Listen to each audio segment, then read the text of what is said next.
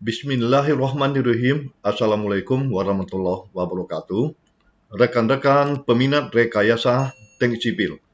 Selamat ketemu lagi dengan saya, Roni Ardiansah, dosen teknik sipil Universitas Islam Riau, dalam rangka menyampaikan sepenggal kisah-kisah permasalahan, problema, serta solusi keteknikan dalam dunia teknik sipil. Nah, saksikanlah dan tontonlah. Dalam merancang fondasi, ya kita butuh data. Dari mana datanya? Dari analisis struktur yang di atas tadi itu, ya. Itu ada datanya. Nah, data coba disusun supaya sistematis, jadi enak. Mungkin nama fondasi. Kalau fondasinya lebih dari satu, ya diberi nama nih.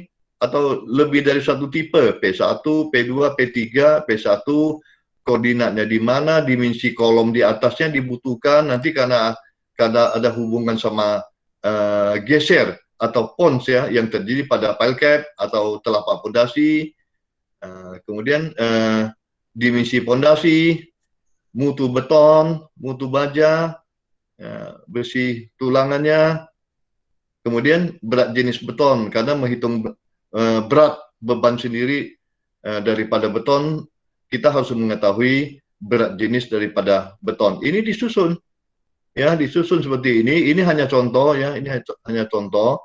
Kemudian P ultimate-nya berapa ton, momennya berapa ton meter atau kilonewton meter berapa besar. Disusunlah seperti ini supaya memudahkan kita dalam merancang fondasi.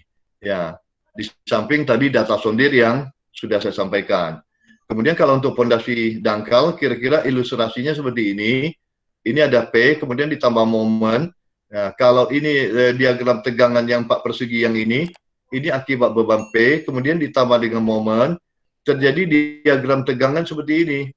Ya, bentuk segitiga. Namun maksimumnya tidak boleh seperti yang gambar di bawah ini. Terjadi tegangan tarik pada beton ini tegangan tarik ini terjadi, ya antisipasinya bagaimana? Antisipasi untuk menghilangkannya adalah memperlebar dimensi daripada fondasi telapak. Ya. Nah, kalau bagi kita yang menggunakan program, ini saya ambil salah satu contoh, ya, mengambil data untuk perancangan fondasi seperti apa. Ini sudah dianalisis, ya, analisis, tapi dengan catatan kombinasi pembebanannya adalah satu beban mati dan satu beban hidup. Ya, tidak diperbesar 1, 2, 1, 6 misalnya, karena fondasi sudah memiliki safety factor tersendiri. Nah, ini contoh dari hasil analisis ETA bagi mahasiswa perancangan gedung, ya, meskipun ya kalau kita tidak bisa menjalankan program SAP atau etap, tapi setidak-tidaknya ya mahasiswa atau seorang perancang harus bisa membaca hasil output daripada program. Jadi ini contoh seperti ini. Kalau kita ingin melihat ini titik-titik fondasi, ya titik fondasi ini 1550 itu kode titiknya 1550, 1551. Jadi kita ingin melihat ini beban bekerja pada titik 1550 itu berapa besar. Kita cari di sini. Ini ada yang base 1550 fondasi. Nampak di sini ada FZ ya. FZ itu adalah beban aksialnya sebesar 148 ton di sini. 148 ton. Kemudian MZ, MY, MX, MZ, MY dan MZ. Ini ada momen dua arah. Momen ini ada minus 4,225 ton meter, kemudian yang arah Y minus 1,034 ton meter. Ini sudah ada beban aksialnya, momennya sudah ada seperti ini, ya. Nah, pertanyaannya apakah seandainya kalau 148 ton ini menggunakan 3 tiang pancang atau 3 bore pile dengan diameter katakanlah 50, apakah semuanya dirancang seperti ini? Tentu tidak, ya, tentu tidak.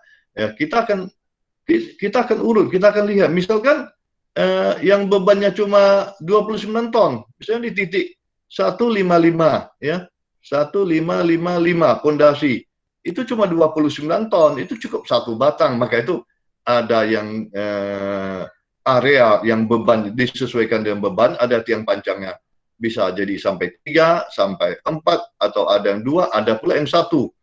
Jadi karena gedung ini ya, nampak ini gedung ini kan tidak akan sama bebannya. Tentu yang sudut itu beban aksialnya akan lebih kecil daripada yang tengah, kemudian dengan yang bentang-bentang besar, ya, bentang kecil akan lebih kecil pula beban aksialnya. Tentu untuk merancang pondasi tiang ini harus disesuaikan dengan beban-beban dan momen yang ada. Nah, ini contoh untuk desain pondasi dangkal, ya nanti PPT-nya juga ada, bisa diikuti, tapi tidak harus metode yang dipakai sama seperti ini. Metodenya banyak sekali. Ini saya ambil salah satu menurut Skierman, ya menurut Skierman untuk menghitung daya dukung pondasi, ya di atas tanah pasir berbeda dengan di tanah lempung, formulanya berbeda. Kemudian pondasinya bujur sangkar akan berbeda dengan pondasi lajur. Begitu juga di tanah lempung, pondasi bujur sangkar juga berbeda dengan pondasi lajur. Dan ketika dirancang sudah selesai, dapat dimisi pondasi, pembesian, sampai menggambarkan kira-kira seperti ini gambar pondasi tapaknya.